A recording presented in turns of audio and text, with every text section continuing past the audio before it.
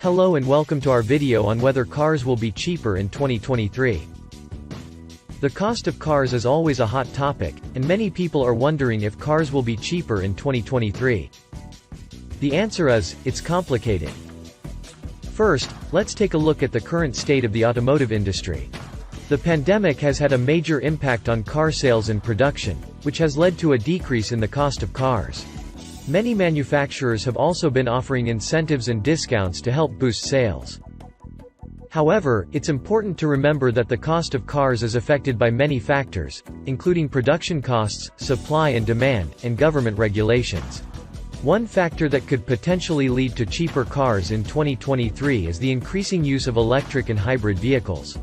As more and more manufacturers start to produce these types of cars, the cost of the technology is expected to decrease, which could potentially lead to lower prices for consumers. Another factor that could lead to cheaper cars in 2023 is the increasing use of automation in the manufacturing process. As more and more manufacturers adopt automation, the cost of production is expected to decrease, which could also potentially lead to lower prices for consumers. On the other hand, there are factors that could potentially lead to more expensive cars in 2023. One of them is the increasing cost of raw materials, such as steel and aluminum, which can drive up production costs and ultimately lead to higher prices for consumers.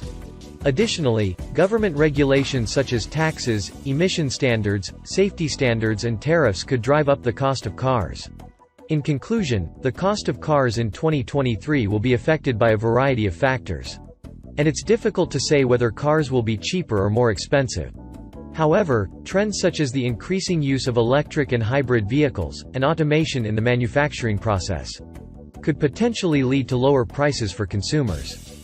We'll have to wait and see how these factors play out in the coming year. Thank you for watching, and we'll keep you updated on any new developments in the automotive industry.